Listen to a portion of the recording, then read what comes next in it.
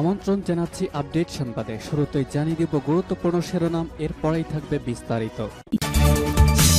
পুরোদমে Iran, Israel এবং নিরীহ ফিলিস্তিনিদের মাঝে ভয়াবহ যুদ্ধ চলছে হামলা পাল্টা হামলা। এরই মাঝে আমাদের হাতে এসে পৌঁছেছে এই যুদ্ধের সর্বশেষ গুরুত্বপূর্ণ সবথেকে তাজা আপডেট সংবাদ আপনাদের জানিয়ে দিব।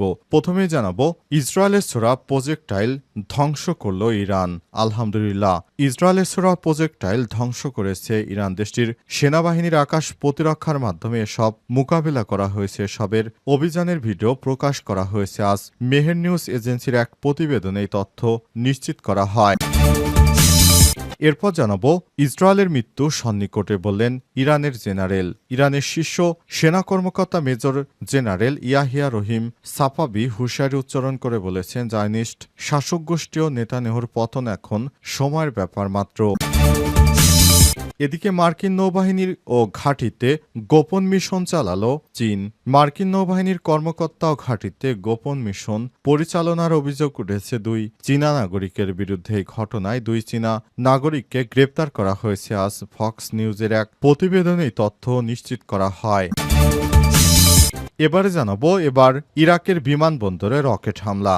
এবার ইরাকে রকেট হামলা চালানো হয়েছে। দেশটির উত্তর অঞ্চলে কিরকুক বিমানবন্দরে এই হামলা হয়েছে। এতে একাধিক লোক আহত হয়েছে। আজ ইসরায়েলের সংবাদ মাধ্যম দ্য টাইমস অফ ইসরায়েলের এক প্রতিবেদনে এই তথ্য নিশ্চিত করা হয়। এবং সর্বশেষ জানাবো, ৪৪তম বিসিএস পুলিশ ক্যাডারে দেশের সেরা হয়েছেন শরীফ খান। আজ ৪৪তম বিসিএস ক্যাডারের রেজাল্ট দেওয়া হয়েছে। ৪৪তম বিসিএস পুলিশ ক্যাডারের প্রথম হয়েছে শাহজালাল বিজ্ঞান ও প্রযুক্তি বিশ্ববিদ্যালয় সাবিপ্রবি লোক প্রশাসন বিভাগের ২০১৬-১৭ সেশনের শিক্ষার্থী শরীফ খান। প্রিয় দর্শক, এতক্ষণ শুনছিলেন সংবাদ শিরোনাম, এবারে বিস্তারিত। তবে তার আগে বন্ধুরা, অনুরোধ থাকবে এই সংবাদটিতে একটি লাইক দিন। এই চ্যানেলে আপনি নতুন হয়ে থাকলে আমাদের সংবাদটি দেখতে দেখতে চ্যানেলটি সাবস্ক্রাইব করে রাখুন। কমেন্ট করে বন্ধুরা আপনার মূল্যবান মতামত জানিয়ে দিন আপনি বিশ্বের কোন দেশ থেকে বা বাংলাদেশের কোন স্থান থেকে আমাদের সংবাদটি দেখছেন এবং শুনছেন। আর বন্ধুরা, ইরান ইসরায়েল যুদ্ধে আপনি কোন দেশকে সমর্থন করেন কমেন্ট করে জানিয়ে দিন। সংবাদটি আপনার সোশ্যাল মিডিয়া ফেসবুকে শেয়ার করে দিন। গাজা যুদ্ধে আপনি যদি নিরীহ ফিলিস্তিনিদের ভালোবেসে থাকেন বন্ধুরা, কমেন্টে ইয়েস লিখে বিশ্ববাসীকে জানিয়ে দিন। এবারে বিস্তারিত। ইসরায়েলের ছোড়া প্রজেক্টাইল ধ্বংস করল ইরান।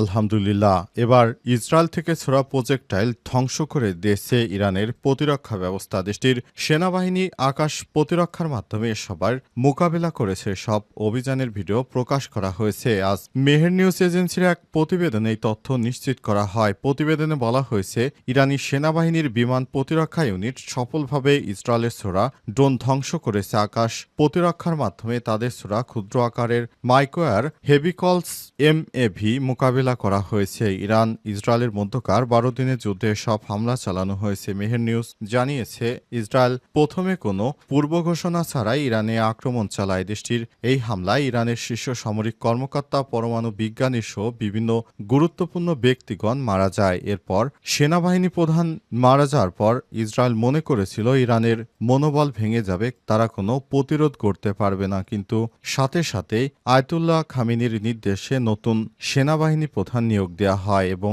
এরপরই ইরান ঘুরে দাঁড়িয়ে একের পর এক মিসাইল এবং ক্ষেপণাস্ত্র হামলা চালিয়ে দখলদার ইসরায়েলি বাহিনীর বিভিন্ন গুরুত্বপূর্ণ স্থাপনা ধ্বংস করে দেয়। এর ফলে যুক্তরাষ্ট্রের কাছে যুদ্ধবিরতি ক্ষমা ভিক্ষা চায়। এরপর নেতানিয়াহুর পক্ষ নিয়ে ডোনাল্ড ট্রাম্প কাতারের মধ্যস্থতায় ইরানের কাছে যুদ্ধবিরতির প্রস্তাব দেয় এবং শেষ পর্যন্ত এই যুদ্ধবিরতি হয়। তা না হলে ইহুদিবাদী ইসরায়েলকে ইরান যেভাবে শিক্ষা দিতে শুরু করেছিল, খুব শীঘ্রই ইহুদিবাদী ইসরায়েলের পতন হয়ে যেত। এই পতনের হাত থেকে বাঁচার জন্য ইহুদিবাদীরা ইরানের কাছে ক্ষমা ভিক্ষা চায় যুদ্ধবিরতি করার জন্য। প্রথমে তারা মনে করেছিল তারা হয়তো এই যুদ্ধে নিরীহ গাজায় যেভাবে মানুষদের হত্যা করছে, তারাও হয়তো ইরানকেও এভাবে ধ্বংসস্তূপে পরিণত করতে পারবে। কিন্তু শেষ পর্যন্ত ইহুদিবাদী ইসরায়েল ইরানের রণকৌশলের কাছে হেরে যায়। ইহুদিবাদী ইসরায়েলকে চরম শিক্ষা দিয়েছে ইরান।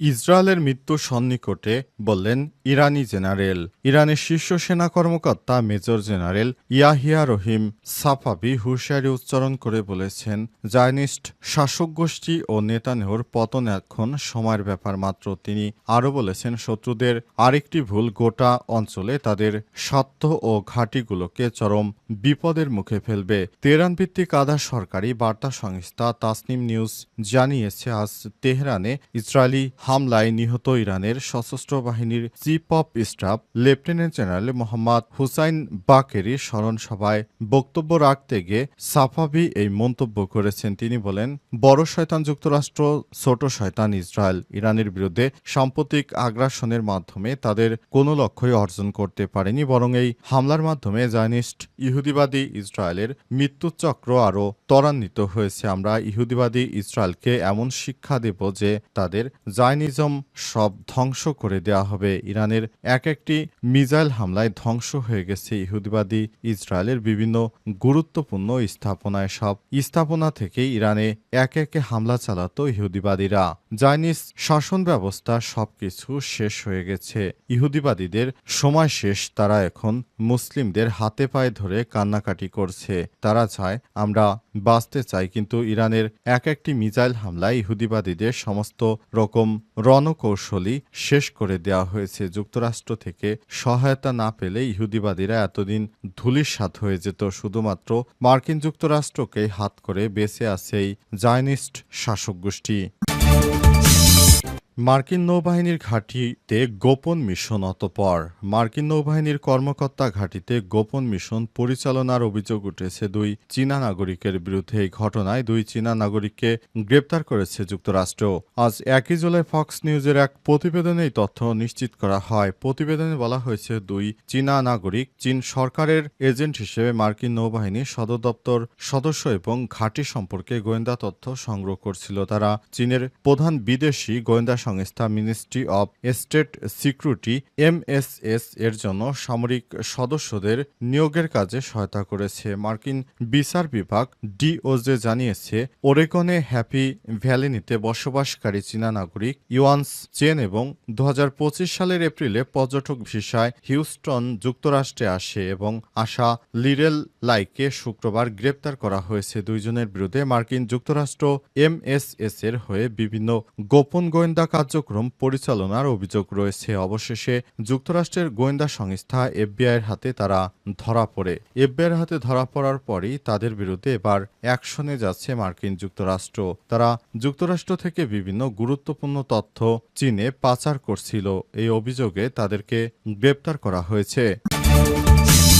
44তম BCS পুলিশ ক্যাডার হলেন দেশসেরা হয়েছেন শরীফ খান। 44তম BCS পুলিশ ক্যাডারের বাংলাদেশের প্রথম হয়েছেন শাহজালাল বিজ্ঞান ও প্রযুক্তি বিশ্ববিদ্যালয় শাবিপ্রবির লোক প্রশাসন বিভাগের 2016-17 সেশনের শিক্ষার্থী শরীফ খান। সোমবার 30 জুন রাতে পিএসসির ওয়েবসাইটে এই ফল প্রকাশ করা হয়েছে। শরীফ খানের বাড়ি উপজেলার সাগরনাল ইউনিয়নের পাতিলাঙ্গা গ্রামে। সিরাজউদ্দিন ও জ্যোৎস্না খানম দম্পতির মেধাবী সন্তান শরীফ। তিনি জুড়ি উপজেলার নয়াবাজার ফাজিল মাদ্রাসা থেকে 2013 সালে দাখিল এবং 2015 সালে আলিম পরীক্ষায় কৃতিত্বের সঙ্গে উত্তীর্ণ হন। বিশেষ পুলিশ ক্যাডারে সুপারিশ প্রাপ্তির পর শরীফ খান তার ফেসবুকে নিজের প্রোফাইলে লিখেছেন, মহান রবের প্রতি অকৃত্রিম চিত্তে শুকরিয়া আদায় করছি, যিনি এই সম্মান আমাকে দান করেছেন। আমার বাবা মা দাদা দাদির দোয়া সবসময় আমার সাথে ছিল।